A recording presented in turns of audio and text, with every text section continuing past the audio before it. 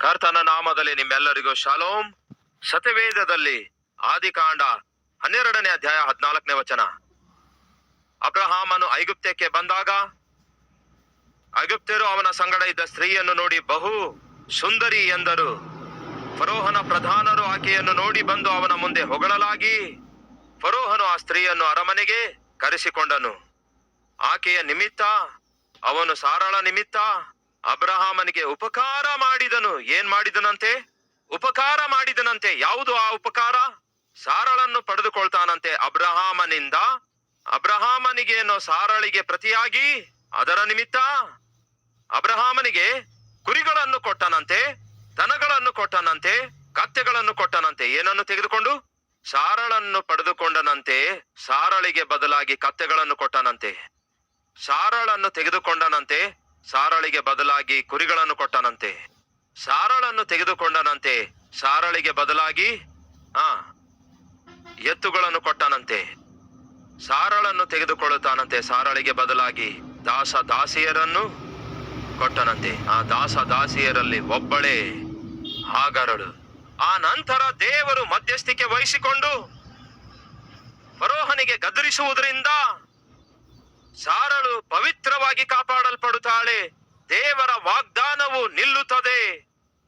ಅಬ್ರಹಾಮನು ಪಶ್ಚಾತ್ತಾಪ ಪಡ್ತಾನೆ, ತನ್ನ ತಪ್ಪನ್ನು ತಿಳಿದುಕೊಳ್ತಾನೆ, ತಿರುಗಿ ಬರುತ್ತಾನೆ, ಪ್ರಾರ್ಥನೆ ಮಾಡುತ್ತಾನೆ. ಆದರೆ ಜಾಗ್ರತೆಯಿಂದ ಕೇಳಿ, ಅಬ್ರಹಾಮನು ಬರುತ್ತಾ ಬರುತ್ತಾ ಹಾಗರಳು ಎನ್ನುವಂತಹ ಐಗುಪ್ತಳನ್ನು ತನ್ನೊಂದಿಗೆ ತರುತ್ತಾನೆ.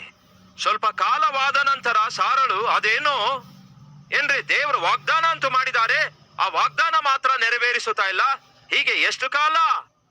ಈ ದಿನ ನಮ್ಮ ಮಧ್ಯೆ ಯಾರಾದ್ರೂ ಇದ್ದೀರಾ ಹೀಗೆ ಎಷ್ಟು ಕಾಲ ಅನ್ನುವರು? ಎಷ್ಟು ಕಾಲ ಎದುರು ನೋಡ್ಬೇಕು? ಎಷ್ಟು ಕಾಲ ಉದ್ಯೋಗಕ್ಕಾಗಿ ಕಾದು ಎದುರು ನೋಡ್ಬೇಕು? ಎಷ್ಟು ಕಾಲ ಆರ್ಥಿಕ ಸಮಸ್ಯೆದಿಂದ ನಾನು ಹೊರಬರ್ತೇನೆ ಎಂದು ಕಾದು ಎದುರು ನೋಡಬೇಕು? ಎಷ್ಟು ಕಾಲ ಈ ಔಷಧಿ ಬಳಸಬೇಕು? ಎಷ್ಟು ಕಾಲ ಈ ದುರ್ಮಾರ್ಗಿಯಾಗಿರುವಂತಹ ಗಂಡನ ಕಾಟ ಸಹಿಸಬೇಕು? ಈ ಕುಡುಕ ಅಲೆಮಾರಿಯಾಗಿರುವ ಗಂಡನನ್ನು ಸಹಿಸಬೇಕು? ಎಷ್ಟು ಕಾಲ ಎನ್ನುವಂತಹ ಪ್ರಶ್ನೆ ಬಹುಶಃ ನಿಮ್ಮನ್ನು ಪೀಡಿಸುತ್ತಾ ಇರಬಹುದು. ಆ ದಿನ ಅದೇ ನಡೆದಿತ್ತು. ಎಷ್ಟು ಕಾಲ ಎಂಬ ಪ್ರಶ್ನೆ ಸಾರಳನ್ನು ಪೀಡಿಸಿ ಕಾಡಿಸಿದಾಗ ಅಬ್ರಹಾಮನಿಗೆ ಒಂದು ಸಲಹೆ ಕೊಡ್ತಾಳೆ. ನೋಡ್ರಿ, ನೀವು ದೇವರನ್ನು ನಂಬಿದ್ರಿ, ದೇವರು ಗರ್ಭಫಲ ಕೊಡ್ತಾರೆ ಎಂಬುದಾಗಿ ನಂಬಿದ್ರಿ, ನನಗೂ ಕೂಡ ಅದನ್ನೇ ಹೇಳಿದ್ರಿ. ವಯಸ್ಸು ಜಾಸ್ತಿ ಆಗ್ತಾ ಇದೆ, ಗರ್ಭಫಲ ಮಾತ್ರ ನಾವು ಹೊಂದಿಕೊಳ್ಳಲಿಕ್ಕೆ ಆಗ್ತಿಲ್ಲ.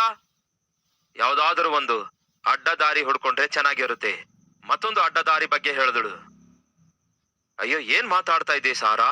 ಖಚಿತವಾಗಿಯೂ ವಾಗ್ದಾನ ಮಾಡಿದ ದೇವರು ಅದ್ಭುತ ಮಾಡುತ್ತಾರೆ, ಗರ್ಭಫಲ ಕೊಡ್ತಾರೆ, ನಾವು ನಂಬಿಕೆಯಿಂದ ಕಾದಿರೋಣ ಅಂದಾಗ ಏನೋ ರೀ, ನಿಮಗೆ ಒಬ್ಬ ಸ್ತ್ರೀಯ ಬಾಧೆ ಏನೆಂದು ಅರ್ಥ ಆಗೋದಿಲ್ಲ. ಹೆಂಡತಿಯಾದ ನನಗಿರುವ ಕೋರಿಕೆ ಏನೆಂದರೆ, ಒಂದು ಮುದ್ದಾದ ಮಗುವಿಗೆ ಜನ್ಮ ಕೊಡೋದಾದ್ರೆ ಆ ಮಗುವನ್ನು ಮುದ್ದಾದ ರೀತಿಯಲ್ಲಿ ತಾಯಿಯಾಗಿ ನಾನು ಬೆಳೆಸುತ್ತಿರುವಾಗ, ಆ ಮಗುವನ್ನು ಪೋಷಿಸಿ ಸಾಕುತ್ತಿರುವಾಗ ಸಿಗುವ ಆನಂದದ ಬಗ್ಗೆ ನಿಮಗೇನು ಗೊತ್ತ್ರಿ? ಅದಕ್ಕಾಗಿ ಏನಾದ್ರೂ ಮಾಡ್ರಿ, ಮನೆಯಲ್ಲಿ ಒಂದು ಮಗು ಇರಬೇಕು. ಸಾರಾ, ದೇವ್ರು ಕೊಡ್ತಾರೆ, ದೇವ್ರು ಕೊಡ್ತಾರೆ ಎಂದು ನೀವು ಹೇಳ್ತಾ ಇದ್ರಿ, ಆದ್ರೆ ಎಲ್ಲಿದೆ ಮಗು? ಸರಿ, ಏನ್ ಮಾಡಾನುತ್ತಿ ಹೇಳು. ಈಗ ನಮ್ಮ ಮನೆಯಲ್ಲಿ ಹಾಗರಳಿದ್ದಾಳಲ್ಲವೇ? ಹೌದು, ಒಬ್ಬ ದಾಸಿಯಾಗಿದ್ದಾಳೆ. ಅವಳೊಂದಿಗೆ ಮಲಗು. ಅವಳೊಂದಿಗೆ ನಾನ್ ಮಲಗೋದೇನು? ದಾಸಿಯೊಂದಿಗೆ ನಾನ್ ಮಲಗೋದೇನು? ಹೌದು ರೀ, ಆ ದಾಸಿಯೊಂದಿಗೆ ನೀವು ಕೂಡಿರಿ. ಸಾರಾ, ಏನ್ ಆಲೋಚಿಸ್ತಾ ಇದೀಯ ಎಂದು ನಿನಗೆ ಅರ್ಥ ಆಗ್ತಿದೆಯಾ? ನಾನು ನಿನ್ನ ಗಂಡ, ನೀನು ನನ್ನ ಹೆಂಡತಿ. ದಾಸಿಯೊಂದಿಗೆ ಮಲಗು ಅಂತ ಹೇಳ್ತೀಯಲ್ಲ ನೀನು, ತಪ್ಪು ಸಾರಾ. ಇಲ್ಲ ರೀ, ಈ ಮಾರ್ಗ ಬಿಟ್ರೆ ನನಗೆ ಬೇರೆ ಯಾವ ಮಾರ್ಗ ಕಾಣಿಸ್ತಿಲ್ಲ. ಮತ್ತೊಂದು ಅಡ್ಡದಾರಿ. ಕೇಳಿ ಸಹೋದರ ಸಹೋದರಿಯರೇ, ಕೆಲವೊಂದು ಸಾರಿ ನಮ್ಮ ಜೀವಿತದಲ್ಲಿ ಕೆಲವೊಂದು ಸಮಸ್ಯೆಗಳು ನಮಗೆ ಕಾಡಿಸಿ ಪೀಡಿಸುತ್ತವೆ. ಸಮಸ್ಯೆಗೆ ಪರಿಷ್ಕಾರ ದೊರಕುವುದಿಲ್ಲ, ಒತ್ತಡ ಹೆಚ್ಚಾಗುತ್ತಾ ಇರುತ್ತೆ, ಸಂಸಾರ ಹಾಳಾಗುವ ರೀತಿಯಲ್ಲಿ ಕಾಣಿಸುತ್ತೆ, ನಿಲ್ಲುವುದಕ್ಕೂ ಕೂಡ ಶಕ್ತಿ ಸಾಲದಂತಹ ಪರಿಸ್ಥಿತಿ ಇರುತ್ತೆ. ನಾಳೆಯ ದಿನ ಹೇಗೆ ಎದುರಿಸಬೇಕೆಂದು ಅರ್ಥ ಆಗಲ್ಲ. ನಾಳೆವರೆಗೂ ನಿಮ್ಮ ಕುಟುಂಬ ಇರುತ್ತೋ ಇಲ್ಲವೋ ಗೊತ್ತಿಲ್ಲ. ನಾಳೆವರೆಗೂ ಉದ್ಯೋಗ ಇರುತ್ತೋ ಇಲ್ಲವೋ ಗೊತ್ತಿಲ್ಲ. ನಾಳೆವರೆಗೂ ನಿಮ್ಗೆ ಪ್ರಾಣ ಇರುತ್ತೋ ಇಲ್ಲವೋ ಗೊತ್ತಿಲ್ಲ. ಇವೆಲ್ಲವುಗಳ ನಡುವೆ ನಿಮ್ಮ ಪ್ರಾಣ ತತ್ತರಿಸುತ್ತಿರುವಾಗ ಸೈತಾನನು ಬಂದು ಏನ್ ಹೇಳ್ತಾನೆ ಗೊತ್ತಾ? ಸುಲಭವಾದ ಮಾರ್ಗವನ್ನು ಆರಿಸಿಕೊಳ್ಳಿರಿ. ಎಷ್ಟು ಕಾಲ ದೇವರು ದೇವರು ಅನ್ನುತ್ತೀರಿ? ಎಷ್ಟು ಕಾಲ ನೀತಿ ನೀತಿ ಅನ್ನುತ್ತೀರಿ? ಎಷ್ಟು ಕಾಲ ಯಥಾರ್ಥತೆ ಯಥಾರ್ಥತೆ ಅನ್ನುತ್ತೀರಿ? ಸುಲಭವಾದ ಮಾರ್ಗ ಎಷ್ಟೋ ಇವೆ, ಆ ಸುಲಭವಾದ ಮಾರ್ಗ ಆರಿಸಿಕೊ ಅನ್ನುತ್ತಾನೆ ಸೈತಾನ. ಸಾರಾಳೆ, ನಿನಗೆ ಮಕ್ಕಳು ಬೇಕು, ಸುಲಭವಾದ ಮಾರ್ಗವಿದೆ, ಏನದು ಎಂದು ಸೈತಾನನು ಹೇಳ್ತಾನೆ. ನಿನ್ನ ಗಂಡನಿಗೆ ಪ್ರೇರೇಪಿಸು, ನಿನ್ನ ದಾಸಿಯೊಂದಿಗೆ ಮಲಗುವಂತೆ ಹೇಳು. ಚಿಚಿ, ಏನ್ ಮಾತಾಡ್ತಾ ಇದ್ದೀನಿ ನೀನು? ನಾವು ನಂಬಿರುವ ದೇವರು, ಸೇವಿಸುವ ದೇವರು ವಾಗ್ದಾನ ಮಾಡಿದ್ದಾರೆ, ಆತನು ತನ್ನ ವಾಗ್ದಾನ ಖಚಿತವಾಗಿಯೂ ನೆರವೇರಿಸ್ತಾರೆ. ಆಲಸ್ಯ ಮಾತ್ರ ಆದ್ರೂ ಆಗಬಹುದೇನೋ, ಆದ್ರೆ ದೇವರು ಅಲಕ್ಷ್ಯ ಮಾತ್ರ ಮಾಡಲ್ಲ. ಉತ್ತರ ಕೊಟ್ಟೆ ಕೊಡ್ತಾರೆ ಎಂದು ಹೇಳಿದ್ದೆ. ಆದ್ರೆ ಆ ದಿನ ಎಷ್ಟು ಚೆನ್ನಾಗಿರ್ತಾ ಇತ್ತು, ಎಷ್ಟು ಚೆನ್ನಾಗಿರ್ತಾ ಇತ್ತು ಯೋಚಿಸಿ. ಹೇಳಲಿಕ್ಕಾಗ್ಲಿಲ್ಲ. ಅಬ್ರಹಾಮನು ಆ ದಿನ ಸಾರಳು ಬಾಧೆಯೊಂದಿಗೆ ತನಗಿರುವ ವೇದನೆಯನ್ನು ವ್ಯಕ್ತಪಡಿಸಿ, ಅಯ್ಯ ನಾನೇ ಹೋಗನ್ನುತ್ತಿದ್ದೇನಲ್ಲವೇ, ಹೆಂಡತಿಯಾದ ನಾನೇ ಆಕೆಯ ಮೂಲಕ ಒಬ್ಬ ಮಗನನ್ನು ಹಡೆ ಎಂದು ಹೇಳುತ್ತಿದ್ದೇನಲ್ಲವೇ, ನಿಮಗೇನು ತೊಂದರೆ? ಅಡ್ಡದಾರಿ. ದೇವರು ಗರ್ಭಫಲ ಕೊಡುವುದರಲ್ಲಿ ಆಲಸ್ಯ ಮಾಡಲು ಕಾರಣವೇನೆಂದರೆ ಇವರ ನಂಬಿಕೆಯನ್ನು ಪರೀಕ್ಷಿಸುತ್ತಿದ್ದಾರೆ. ಹೇಳಿರಿ ಸಹೋದರ ಸಹೋದರಿಯರೇ, ನಿಮ್ಮ ಜೀವಿತದಲ್ಲಿ ದೇವರು ಉತ್ತರ ಆಲಸ್ಯ ಮಾಡಲು ಪ್ರಧಾನವಾದ ಕಾರಣವೇನೆಂದರೆ ನಿಮ್ಮ ನಂಬಿಕೆಯನ್ನು ದೇವರು ಪರೀಕ್ಷಿಸುತ್ತಿದ್ದಾರೆ. ಪರೀಕ್ಷಿಸಲ್ಪಡಲಾರದಂತಹ ಯಾವ ವಸ್ತುವು ಕೂಡ ಉಪಯೋಗಕ್ಕೆ ಅರ್ಹವಾಗಿ ಇರುವುದೇ ಇಲ್ಲ. ಏನೇ ಆಗಿರಬಹುದು. ಈ ಮೈಕ್ ಇದೆಯಲ್ಲವೇ, ಇದನ್ನು ಪರೀಕ್ಷಿಸಿದ್ದಾರೆ. ಈ ವಾಚ್ ಇದೆಯಲ್ಲವೇ, ಇದನ್ನು ಪರೀಕ್ಷಿಸಿದ್ದಾರೆ. ಆ ಕ್ಯಾಮೆರಾ ಇದೆಯಲ್ಲವೇ, ಅದನ್ನು ಕೂಡ ಪರೀಕ್ಷಿಸಿದ್ದಾರೆ. ನಿಮಗೆ ಸೆಲ್ ಫೋನ್ ಇದೆಯಲ್ಲವೇ, ಅದನ್ನು ಕೂಡ ಪರೀಕ್ಷಿಸಲಾಗಿದೆ. ಟೆಸ್ಟೆಡ್ ಅಂತ ಇರುತ್ತೆ, ಬೇಕಾದ್ರೆ ನೋಡಿ, ಟೆಸ್ಟೆಡ್. ನೀವು ಕೊಂಡುಕೊಂಡಿರುವ ವಸ್ತುಗಳ ಮೇಲೆ ಸಾಧಾರಣವಾಗಿ ಹೀಗೆ ಬರೆಯಲಾಗಿರುತ್ತೆ, ಏನೆಂದು ಗೊತ್ತಾ? ಪರೀಕ್ಷಿಸಲ್ಪಟ್ಟಿದೆ. ಪರೀಕ್ಷಿಸಲ್ಪಡಲಾರದೆ ಯಾವ ವಸ್ತುವು ಕೂಡ ನಿಮಗೂ ನನಗೂ ಉಪಯೋಗ ಆಗುವುದೇ ಇಲ್ಲ. ಹಾಗೆಯೇ ಪರೀಕ್ಷಿಸಲ್ಪಡಲಾರದ ಯಾವ ವ್ಯಕ್ತಿ ಕೂಡ ದೇವರಿಗೆ ಉಪಯೋಗ ಆಗುವ ಅವಕಾಶ ಇರಲ್ಲ. ದೇವರು ನಿಮ್ಮನ್ನು ಎಷ್ಟು ಹೆಚ್ಚಾಗಿ ಉಪಯೋಗಿಸಿಕೊಳ್ಳಲು ಬಯಸುತ್ತಾರೋ, ಎಷ್ಟು ಹೆಚ್ಚು ಬಳಸಿಕೊಳ್ಳಲು ಬಯಸುತ್ತಾರೋ, ಎಷ್ಟು ಹೆಚ್ಚಾಗಿ ಆಶೀರ್ವಾದಕರವಾಗಿ ಮಾರ್ಪಡಿಸಬೇಕೆಂದು ಬಯಸುತ್ತಾರೋ ಅಷ್ಟೇ ಹೆಚ್ಚಾಗಿ ನಿಮ್ಮನ್ನು ಪರೀಕ್ಷಿಸ್ತಾರೆ. ₹1000 ಫೋನ್ ಅನ್ನು ನೀವು ಹೆಚ್ಚಾಗಿ ಪರೀಕ್ಷಿಸುತ್ತೀರೋ, ಇಲ್ಲವೇ ₹50,000 ಫೋನ್ ಅನ್ನು ಹೆಚ್ಚು ಪರೀಕ್ಷಿಸ್ತೀರೋ? ಸಹೋದರಿಯರಿಗೆ ಅರ್ಥ ಆಗುವಂತೆ ಕೇಳ್ತೇನೆ. ₹500 ಸೀರೆ ಹೆಚ್ಚು ಪರೀಕ್ಷಿಸುತ್ತೀರೋ, ಇಲ್ಲವೇ ₹20,000 ಬೆಲೆಯುಳ್ಳ ಸೀರೆ ಹೆಚ್ಚು ಪರೀಕ್ಷಿಸುತ್ತೀರೋ? ಆ ಕಡೆ ತಿರುವು ಹಾಕ್ತೀರಿ, ಈ ಕಡೆ ತಿರುವು ಹಾಕ್ತೀರಿ. ಏನಂತೀರಿ? ಇದು ಚೆನ್ನಾಗಿದೆಯಾ? ಅಂಗಡಿಯವನಿಗೆ ಏನಯ್ಯ ಇದು ಹೇಗಿದೆ? ಗಂಡನಿಗೆ ನೀವೇನನ್ನುತ್ತೀರಿ? ಸಿಸ್ಟರ್ ನೀವೇನಂತೀರಿ? ಅಯ್ಯೋ, ಆ ಸೀರೆ ಮೇಲೆ ಹಾಕೊಂಡು ಆ ಕಡೆ ತಿರುಗಿ ಈ ಕಡೆ ತಿರುಗಿ ಎಷ್ಟು ತಾಪತ್ರೆ ಪಡ್ತಾರೆ ನೋಡಿ ಎಲ್ಲರೂ. ಅಬ್ಬೋ ಅಬ್ಬೋ ಅಬ್ಬೋ, ನಿಜವೇನಾ ನಿಜವೇನಾ, ಅಬ್ಬೋ ಅಬ್ಬೋ. ಮತ್ತೆ ನೀವೇನಂತೀರಿ? ಅಬ್ಬೋ. ಯಾಕೆ ಅಷ್ಟು ಪರೀಕ್ಷಿಸ್ತೀರಿ? 20,000 ಸೀರೆ ಆಗಿರೋದ್ರಿಂದ.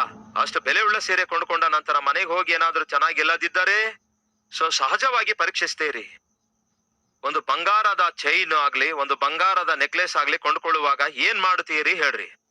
ಎಷ್ಟೋ ಸಾರಿ ಪರೀಕ್ಷಿಸ್ತೀರಿ, ಎಷ್ಟೋ ಸಾರಿ ಕನ್ನಡಿಯಲ್ಲಿ ನೋಡ್ಕೊಳ್ತೀರಿ. ನಿಮ್ಮ ಮುಂದೆ ಒಂದು ಕನ್ನಡಿ ಇಡ್ತಾರೆ, ಆ ಕಡೆ ತಿರುಗ್ತೀರಿ, ಈ ಕಡೆ ತಿರುಗ್ತೀರಿ, ಹೀಗೆ ನೋಡ್ತೀರಿ, ಹಾಗೆ ನೋಡ್ತೀರಿ. ಯಾಕೆ ಅಷ್ಟು ಪರೀಕ್ಷಿಸ್ತೀರಿ? ಅದು ಬಹಳ ಬೆಲೆ ಉಳ್ಳದಾಗಿರೋದ್ರಿಂದ. ಬಳೆ ಕೊಂಡ್ಕೊಳ್ಳುವಾಗ ಅದನ್ನು ಕೂಡ ಎಷ್ಟೋ ಪರೀಕ್ಷಿಸ್ತೀರಿ, ತೆಗಿತೀರಿ, ಮತ್ತೆ ಹಾಕ್ತೀರಿ, ಮತ್ತೊಮ್ಮೆ ನೋಡಿಕೊಳ್ತೀರಿ. ಅಬ್ಬೋ. ಈಗ ಸೆಲ್ ಫೋನ್ ಬಂದಿರೋದ್ರಿಂದ ಅದರ ಫೋಟೋ ತೆಗೆದುಕೊಂಡು ತಂಗಿಗೆ ಕಳಿಸಿ, ತಂಗಿ ಏನ್ ಅನ್ನತಿ? ಸೀರೆ ತಕೊಂಡು ಮೇಲೆ ಹಾಕೊಂಡು ಫೋಟೋ ತೆಗೆದು ಅಕ್ಕಗೆ ಕಳಿಸಿ, ಏನಂತಿ, ಹೇಗಿದೆ ಅನ್ನತಿ? ಅಯ್ಯೋ ಬಹಳ ಚೆನ್ನಾಗಿದೆ.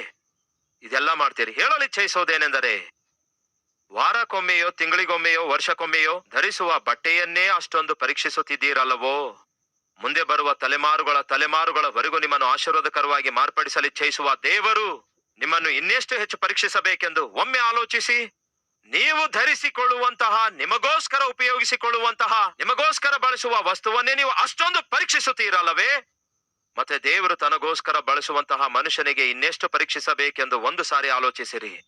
ಅಬ್ರಹಾಮನೇ, ನಿನ್ನ ಮೂಲಕ ಸಮಸ್ತ ಜನಾಂಗದವರನ್ನು ನಾನು ಆಶೀರ್ವದಿಸಲಿಕ್ಕಿದ್ದೇನೆ. ಅದಕ್ಕಾಗಿಯೇ ನಿನ್ನನ್ನು ಎಲ್ಲಾ ಕೋಣೆಗಳಲ್ಲಿ ಪರೀಕ್ಷೆ ಮಾಡುತ್ತೇನೆ. ಎಲ್ಲಾ ಕೋಣೆಗಳಲ್ಲಿ ಪರೀಕ್ಷಿಸಿದ್ರು. ಕೇಳಿ ಸಹೋದರ ಸಹೋದರಿಯರೇ, ದೇವರು ನಿಮಗೂ ಬಹಳವಾಗಿ ಪರೀಕ್ಷಿಸುತ್ತಿದ್ದಾರಾ? ಆರ್ಥಿಕವಾಗಿ ಪರೀಕ್ಷಿಸುತ್ತಿದ್ದಾರೆ,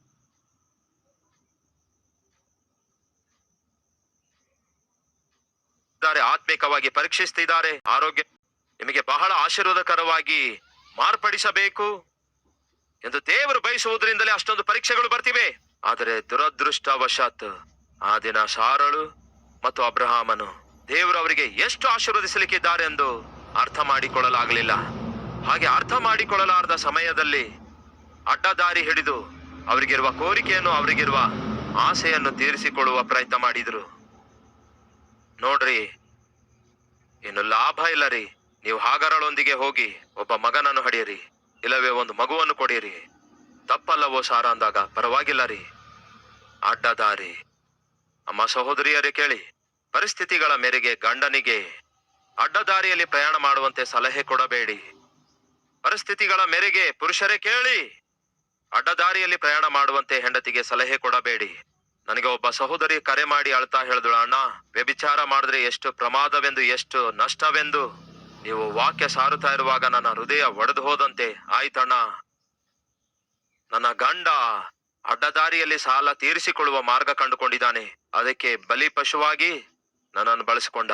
ಸುಲಭವಾಗಿ ಆರ್ಥಿಕ ಸಮಸ್ಯೆದಿಂದ ಹೊರಬರುವುದಕ್ಕಾಗಿ ಗಂಡನೇ ಸ್ವಂತ ಹೆಂಡತಿಯನ್ನು ಪರಪುರುಷನ ಬಳಿಗೆ ಕಳಿಸುವುದು ಎಂತಹ ಘೋರ ನೋಡಿ. ತನಗಿರುವ ಕೋರಿಕೆ ನೆರವೇರಿಸಿಕೊಳ್ಳುವುದಕ್ಕಾಗಿ ಸಾರಳಂತಹ ಆತ್ಮಿಕಳೆ ತನ್ನ ಗಂಡನಿಗೆ ಮತ್ತೊಬ್ಬ ಸ್ತ್ರೀಯ ಬಳಿಗೆ ಕಳಿಸಿಕೊಡುವುದು ಎಷ್ಟು ಘೋರ ನೋಡಿ. ಕೊನೆಗೇನಾಯ್ತು? ಹಾಗರಳ ಮೂಲಕ ಅಬ್ರಹಾಮನು ಒಬ್ಬ ಮಗನನ್ನು ಪಡೆದುಕೊಳ್ಳುತ್ತಾನೆ. ಜಾಗ್ರತೆಯಿಂದ ಕೇಳ್ರಿ. ಎಲ್ಲಿಂದ ಬರುತ್ತಾಳೆ ಈ ಹಾಗರಳು? ಹಲೋ, ಐಗುಪ್ತ್ಯದಿಂದ ಬಂದಿದ್ದಳು. ಯಾರು ಕೊಟ್ಟಿದ್ರು ಈ ಹಾಗರಳನ್ನು ಹೇಳ್ರಿ? ಫರೋಹನು ಕೊಟ್ಟಿದ್ದ. ಫರೋಹನು ಯಾರು ಗೊತ್ತಾ ನಿಮಗೆ? ಸೈತಾನನಿಗೆ ಸಾದೃಶ್ಯ. ಐಗುಪ್ತ್ಯ ದೇಶ ಯಾವುದಕ್ಕೆ ಸಾದೃಶ್ಯ ಗೊತ್ತಾ ನಿಮಗೆ? ಲೋಕಕ್ಕೆ ಸಾದೃಶ್ಯವಾಗಿದೆ. ಅಬ್ರಹಾಮನು ಆತ್ಮಿಕರಿಗೆ ಸಾದೃಶ್ಯನಾಗಿದ್ದಾನೆ.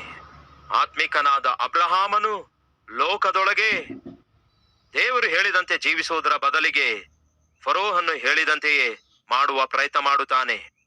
ಫಲಿತವಾಗಿ ಫರೋಹನು ಸಾರಳನ್ನು ತೆಗೆದುಕೊಳ್ಳುತ್ತಾನೆ, ಹಾಗರಳು ಎಂಬ ಒಬ್ಬ ದಾಸಿಯನ್ನು ಕೊಡ್ತಾನೆ. ಐಗುಪ್ತ್ಯದಿಂದ ಅಬ್ರಹಾಮನು ಹೊರಬಂದ. ಆದರೆ ಐಗುಪ್ತ್ಯ ದೇಶದಲ್ಲಿ ಫರೋಹನು ಕೊಟ್ಟಂತಹ ದಾಸಿ ಕೂಡ ಅಬ್ರಹಾಮನ ಜೊತೆಗೆ ಬಂದಳು. ನಾವು ಲೋಕದೊಳಗಡೆಯಿಂದ ಬೇರೆ ಆಗ್ಬೇಕು, ಹಾಗೆಯೇ ಲೋಕದಲ್ಲಿರುವಂತಹ ಯಾವುದೇ ಆಗಲಿ ನಮ್ಮೊಂದಿಗೆ ಬರಬಾರದು. ಸೊದೋಮ ಗೋಮರ ಪಟ್ಟಣಗಳಿಂದ ಲೋಟನ ಕುಟುಂಬದವರೆಲ್ಲರೂ ಹೊರಗೆ ಬರ್ತಾರೆ. ಆದರೆ ಲೋಟನ ಹೆಂಡತಿಯ ಮನಸ್ಸೆಲ್ಲ ಎಲ್ಲಿತ್ತು? ಸೊದೋಮಿನಲ್ಲಿಯೇ ಇತ್ತು. ಏನಾದಳು ಹೇಳಿ? ಪ್ರಾಣವನ್ನೇ ಕಳೆದುಕೊಂಡು ಉಪ್ಪಿನ ಸ್ತಂಭವಾದಳು. ಲೋಕದೊಳಗಿಂದ ನಾವು ಬೇರೆ ಆಗಬೇಕು. ಮತ್ತೊಮ್ಮೆ ಹೇಳ್ತೇನೆ, ಲೋಕದೊಳಗಿಂದ ನಾವು ಬೇರೆ ಆಗಬೇಕು. ಲೋಕದ ಮಾಲಿನ್ಯದೊಳಗಿಂದಲೂ ಬೇರೆ ಆಗಬೇಕು. ನಮ್ಮಲ್ಲಿ ಕೆಲವರು ಲೋಕದೊಳಗಿಂದ ಹೊರ ಬಂದಿದ್ದಾರೆ, ಆದರೆ ಲೋಕವನ್ನು ಕೂಡ ತಮ್ಮೊಂದಿಗೆ ತಂದಿದ್ದಾರೆ. ಹೌದೋ ಇಲ್ಲವೋ? ಆ ದಿನ ಐಗುಪ್ತ ದೇಶವನ್ನು ಬಿಟ್ಟು ಬಿಟ್ಟಿದ್ದ ಅಬ್ರಹಾಮನು, ಆದರೆ ಹಾಗರಳನ್ನು ಮಾತ್ರ ಬಿಟ್ಟು ಬಿಡಲಿಲ್ಲ. ತನ್ನ ಮನೆಯಲ್ಲಿ ಕೆಲಸ ಮಾಡುತ್ತಾಳೆ ಅಂದ್ಕೊಂಡು ದಾಸಿಯನ್ನು ಜೊತೆಗೆ ತರುತ್ತಾನೆ. ಎಷ್ಟು ಕಾಲದ ಹಿಂದೆ ನಡೆದಿತ್ತು ಗೊತ್ತಾ? ಸುಮಾರು 4,000 ವರ್ಷಗಳ ಹಿಂದೆಯೇ ನಡೆದಿತ್ತು. 4,000 ವರ್ಷಗಳ ಹಿಂದೆ ಮನೆಯಲ್ಲಿ ಮನೆ ಕೆಲಸದವಳಾಗಿರುತ್ತಾಳೆ, ನನ್ನ ಹೆಂಡತಿಗೆ ಸಹಕಾರಿಯಾಗಿರುತ್ತಾಳೆ ಎಂದು ಯೋಚಿಸಿ ಫರೋಹನು ಕೊಟ್ಟಂತಹ ದಾಸಿಯನ್ನು ಅಬ್ರಹಾಮನ ಜೊತೆಗೆ ಕರೆತಂದ. ಮಕ್ಕಳಾಗುತ್ತಾ ಇಲ್ಲ ಎಂಬುದಾಗಿ ಸಾರಳು ಆತುರಪಟ್ಟು ಅಡ್ಡದಾರಿಯನ್ನು ಹುಡುಕಿಕೊಳ್ಳುತ್ತಾಳೆ. ಒಂದು ಸಲಹೆ ಗಂಡನಿಗೆ ಕೊಡ್ತಾಳೆ, ದಾಸಿಯೊಂದಿಗೆ ಮಲಗು, ಮಗನನ್ನು ಮಗಳನ್ನು ಹಡೆದು ಕೊಡು. ಕೊನೆಗೆ ಅಬ್ರಹಾಮನು ಒಬ್ಬ ಮಗನನ್ನು ಪಡೆದುಕೊಳ್ಳುತ್ತಾನೆ. ಕೇಳಿ ಸಹೋದರ ಸಹೋದರಿಯರೇ, ಈ ದಿನ ಹಾಗರಳು ಹೆತ್ತಿರುವ ಮಗನ ಮೂಲಕ ಬಂದಿರುವ ವಂಶಕ್ಕೂ ಸಾರಳು ಹೆತ್ತಿರುವ ಮಗನ ಮೂಲಕ ಬಂದಿರುವ ವಂಶದ ನಡುವೆಯೇ ನಡೆಯುತ್ತಾ ಇದೆ ಈ ದಿನ ಯುದ್ಧ. ಏನ್ ಅರ್ಥ ಆಗುತ್ತೆ ನಿಮಗೆ? ಆ ದಿನ ಆ ಅಬ್ರಹಾಮನು ಮಾಡಿದ ತಪ್ಪು ಈ ದಿನ ಪ್ರಾಣಗಳನ್ನೇ ತೆಗೆದು ಹಾಕ್ತಿದೆ. ಸಾವಿರಾರು ಜನರು ಪ್ರಾಣವನ್ನೇ ಕಳೆದುಕೊಳ್ತಿದ್ದಾರೆ. 2 ದೇಶಗಳವರು ಒಂದು ದೇಶದ ವಿರುದ್ಧ ಮತ್ತೊಂದು ದೇಶ ಮಿಸೈಲ್ಸ್ ಗಳನ್ನು ಕಳಿಸುತ್ತಿದ್ದಾರೆ. ಯುದ್ಧ ನಡೆಯುತ್ತಿದೆ. ಎದಕ್ಕಾಗಿ? ಸುಲಭವಾಗಿ ಸಮಸ್ಯೆಯನ್ನು ಪರಿಷ್ಕರಿಸಿಕೊಳ್ಳಬೇಕೆಂದು ಆಲೋಚಿಸಿದ್ದರಿಂದ ಪ್ರಿಯ ಸಹೋದರಿಯರೇ, ಸಹೋದರರೇ ಹೇಳಿರಿ, ಸುಲಭವಾಗಿ ಸಮಸ್ಯೆಗಳನ್ನು ಪರಿಷ್ಕರಿಸಿಕೊಳ್ಳಬೇಕೆಂದು ಅಡ್ಡದಾರಿಯನ್ನು ಹುಡುಕುವುದಾದರೆ ಅದು ಶಾಶ್ವತವಾದ ಸಮಸ್ಯೆಯಾಗಿ ಉಳ್ಕೊಳ್ಳುತ್ತೆ ಎಂದು ಮರೆಯಬೇಡಿ. ದೇವರು ಆಲಸ್ಯ ಮಾಡುತ್ತಾ ಇದ್ದಾರೋ?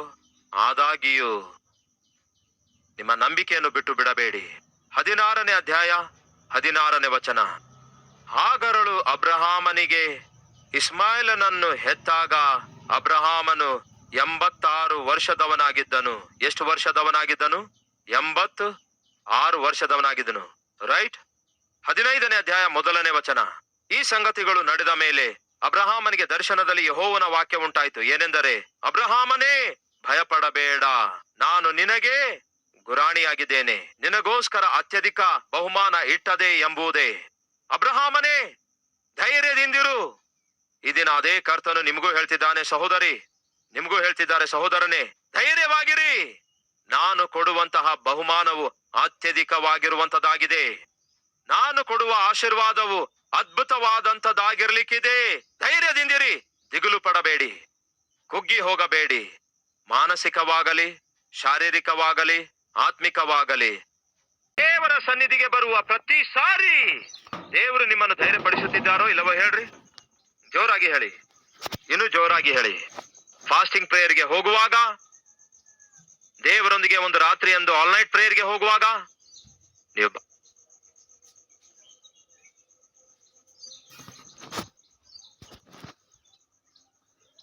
ಭಾನುವಾರ ದೇವರ ಸನ್ನಿಧಿಗೆ ಹೋಗುವಾಗ, ಟಿವಿಯಲ್ಲಿ ಹೀಗೆ ಸಂದೇಶ ಕೇಳುವಾಗ, ಸೋಷಿಯಲ್ ಮೀಡಿಯಾದಲ್ಲಿ ಸಂದೇಶ ಕೇಳುವಾಗ, ನಿಮ್ ಕಣ್ ಮುಂದೆ ಬೈಬಲ್ ಇರುತ್ತೆ. ಬೈಬಲ್ ತೆರೆದು ನೀವು ಓದುವಾಗ ದೇವರು ಎಷ್ಟು ಧೈರ್ಯ ಪಡಿಸ್ತಾರೆ ನೋಡಿ, ಎಷ್ಟು ಆಧರಿಸುತ್ತಾರೆ ನೋಡಿ. ಒಮ್ಮೆ ಆಲೋಚಿಸಿ ನೋಡಿ. ಪ್ರತಿ ದಿನ ದೇವರ ಸ್ವರ ಕೇಳುವ ಅವಕಾಶ ನಿಮಗೂ ನನಗೂ ಇದೆ. ಪ್ರತಿ ದಿನ ದೇವರ ವಾಕ್ಯ ಓದಿ ಧೈರ್ಯಗೊಳ್ಳುವಂತಹ ಅವಕಾಶ ನಿಮಗೂ ನನಗೂ ಇದೆ. ಆದರೆ ಆ ದಿನ ಅಬ್ರಹಾಮನಿಗೆ ಪರಿಶುದ್ಧ ಸತ್ಯವೇದ ಇರಲಿಲ್ಲ. ಆ ದಿನ ಹೋಗಿ ದೇವರನ್ನು ಆರಾಧಿಸಲು ಯಾವ ಆಲಯ ಇರಲಿಲ್ಲ. ಧೈರ್ಯಪಡಿಸಲು ಒಬ್ಬ ಪ್ರವಾದಿಯಾಗಲಿ, ಯಾಜಕನಾಗಲಿ, ಒಬ್ಬ ಸೇವಕನಾಗಲಿ ಇರಲಿಲ್ಲ. 13 ವರ್ಷಗಳು ಕಳೆದು ಹೋದವು, ದೇವರು ಕಾಣಿಸಲಿಲ್ಲ. ನಿಮ್ಮ ಆತ್ಮಿಕತೆ ಕಾಪಾಡಿಕೊಳ್ಳಲು ಸಾಧ್ಯವೋ? ಯಾಕೆ ಅಬ್ರಹಾಮನು ದೇವರನ್ನು ಹಿಂಬಾಲಿಸಿ ಬಂದ? ದೇವರು ವಾಗ್ದಾನ ಮಾಡಿದ್ರು, ಒಬ್ಬ ಮಗನನ್ನು ಕೊಡ್ತೇನೆ ಎಂದು ಹೇಳಿದ್ರು, ದೊಡ್ಡ ಜನಾಂಗವಾಗಿ ಮಾಡ್ತೇನೆ ಅಂದಿದ್ದಾರೆ, ನನ್ನ ಮೂಲಕ ಸಮಸ್ತ ಜನಾಂಗದವರನ್ನು ಆಶೀರ್ವದಿಸುತ್ತೇನೆ ಅಂದಿದ್ದಾರೆ ಎಂದು ನಂಬಿ ಬಂದ. ಮತ್ತೀಗ ಏನಾಯ್ತು? ಏನಾಯ್ತು ಅಂದ್ರೆ 86 ವರ್ಷಗಳು ಕಳೆದೋದು. 87, 88, 90, 95, 99 ವರ್ಷಗಳಾದವು. ಸರಿ ಅಬ್ರಹಾಮ, ಈಗ ಏನಂತಿ? ಏನೋ ಈಗ ನನಗೆ ವಾಗ್ದಾನ ಮಾಡಿದ ದೇವರು ಕೂಡ ಕಾಣಿಸಿಕೊಳ್ತಿಲ್ಲ, ದೇವರು ಕೂಡ ಮಾಯವಾಗ್ಬಿಟ್ರು ಅನ್ನತಾನೋ ಇಲ್ಲವೋ? ಆಗ ದೇವರನ್ನು ನಂಬುವುದು ಸಾಧ್ಯವೋ? ಹೇಳ್ರಿ, ದೇವರನ್ನು ನಂಬುವುದು ಸಾಧ್ಯವೋ? 99 ವರ್ಷ ವಯಸ್ಸಿನವನಾದಾಗ ಸಡನ್ ಆಗಿ ಒಂದು ದಿನ ದೇವರು ಪ್ರತ್ಯಕ್ಷನಾಗುತ್ತಾರೆ. ಹೇಗೆ ಎಂದು ನೋಡೋಣ ಬನ್ನಿ. ಅಬ್ರಹಾಮನು 99 ವರ್ಷದವನಾದಾಗ ಯೆಹೋವನು ಅವನಿಗೆ ದರ್ಶನ ಕೊಟ್ಟು, ನಾನು ಸರ್ವಶಕ್ತನಾದ ದೇವರು, ನನ್ನ ಸನ್ನಿಧಿಯಲ್ಲಿ ನಡೆದುಕೊಂಡು ದೋಷವಿಲ್ಲದವನಾಗಿ ಇರು. ದೇವರೇ, ಇಂಥ ಪ್ರಸಂಗ ಮಾತ್ರ ಚೆನ್ನಾಗಿ ಮಾಡ್ತೀರಿ ನೀವು. 24 ವರ್ಷಗಳಿಂದ ಯಾವ ಉತ್ತರ ಕೊಡ್ಲಿಲ್ಲ. ನಾನು ಮಾತ್ರ ನೀತಿವಂತನಾಗಿರ್ಬೇಕು, ನಾನು ಮಾತ್ರ ಯಥಾರ್ಥನಾಗಿರ್ಬೇಕು, ನಾನು ಮಾತ್ರ ಜಾಗೃತೆಯಿಂದಿರ್ಬೇಕು, ನೀವು ಮಾತ್ರ ಉತ್ತರ ಕೊಡಲ್ಲ. ಇಂಥ ಸಮಸ್ಯೆ ನಮ್ಮಲ್ಲಿ ಎಷ್ಟು ಜನರಿಗಿದೆ ಕೇಳ್ತಿದ್ದೇನೆ. ಎಷ್ಟು ಜನ ಹೇಳಬಲ್ಲಿರಿ, ಬ್ರದರ್ ನೀವೇನ್ ಅಂತೀರಿ? ನೀತಿಯಿಂದ ಜೀವಿಸಬೇಕು, ಯಥಾರ್ಥರಾಗಿ ಜೀವಿಸಬೇಕು, ಪರಿಶುದ್ಧರಾಗಿ ಜೀವಿಸಬೇಕು. ಪುಲ್ಪಿಟ್ಗೆ ಗುದಿತೀರಿ, ಬಹಳ ಗಟ್ಟಿಯಾಗಿ ಹೇಳ್ತೀರಿ. ಮತ್ತೆ ನನ್ನ ಸಂಗತಿ ಏನು ಬ್ರದರ್? ನನ್ನ ಕಷ್ಟಗಳ ಸಂಗತಿ ಏನು? ನನ್ನ ಆರ್ಥಿಕ ಸಮಸ್ಯೆಗಳ ಸಂಗತಿ ಏನು? ನನ್ನ ಆರೋಗ್ಯದ ಸಂಗತಿ ಏನು? ನನ್ನ ಕುಟುಂಬದ ಸಮಸ್ಯೆದ ಸಂಗತಿ ಏನು ಬ್ರದರ್? ಸಡನ್ ಆಗಿ ದೇವರು ಪ್ರತ್ಯಕ್ಷನಾಗಿ, ಅಬ್ರಹಾಮನೇ, ನಾನು ಸರ್ವಶಕ್ತನಾದ ದೇವರು, ನನ್ನ ಸನ್ನಿಧಿಯಲ್ಲಿ ನೀನು ನಿಂದಾರಹಿತನಾಗಿ ಇರು. ನಾನೇನಾದ್ರೂ ಅಬ್ರಹಾಮನ ಸ್ಥಾನದಲ್ಲಿ ಇದ್ದಿದ್ದೇ ಆದ್ರೆ ನೋಡಿದ್ದೇನೆ ದೇವ್ರೆ, ನೀವೇನಾಗಿ ಹೋದ್ರಿ? ಕಳೆದ 13 ವರ್ಷಗಳಿಂದ ಏನಾಗಿ ಹೋದ್ರಿ? ಕಾಣಿಸಲು ಇಲ್ಲ, ಮಾತಾಡಲು ಇಲ್ಲ. ಈಗ ಸಡನ್ ಆಗಿ ಪ್ರತ್ಯಕ್ಷನಾಗಿ, ನಾನೇನು ಯಥಾರ್ಥನಾಗಿ ನೀತಿಯಿಂದ ಜೀವಿಸಬೇಕು, ನೀವೇನು ಸಡನ್ ಆಗಿ ಮಾಯವಾಗ್ಬಿಡ್ತೀರಿ. ದೊಡ್ಡ ನಮಸ್ಕಾರ. ನಿಮಗೆ ಒಂದು ದೊಡ್ಡ ನಮಸ್ಕಾರ. ನನ್ನಿಂದ ಆಗಲ್ಲ. ಒಂದು ಸಾರಿ ಆಲೋಚಿಸಿ, ಯಾಕೆ ಆತ್ಮಿಕರಿಗೆ ಕಷ್ಟ ಬರುತ್ತವೆ? ಯಾಕೆ ಆತ್ಮಿಕರಿಗೆ ಶ್ರಮೆಗಳು ಬರ್ತವೆ? ಯಾಕೆ ಆತ್ಮಿಕರೇ ಪರೀಕ್ಷೆ ಎದುರಿಸ್ತಾರೆ? ಯಾಕೆ ಹೀಗೆ ದೇವರು ಪರೀಕ್ಷಿಸುತ್ತಾರೆ? ನೆನಪಿನಲ್ಲಿ ಇಟ್ಕೊಳ್ರಿ, ಬಹಳಷ್ಟು ಜನರಿಗೆ ಒಬ್ಬ ವ್ಯಕ್ತಿ ಆಶೀರ್ವಾದಕರವಾಗಿ ಮಾರ್ಪಡಬೇಕಾದ್ರೆ ಆ ವ್ಯಕ್ತಿ ಅನೇಕ ರೀತಿಯಲ್ಲಿ ಪರೀಕ್ಷೆಗೆ ಒಳಗಾಗುತ್ತಾನೆ ಎಂಬುದನ್ನು ಜ್ಞಾಪಕದಲ್ಲಿಟ್ಕೊಳ್ರಿ.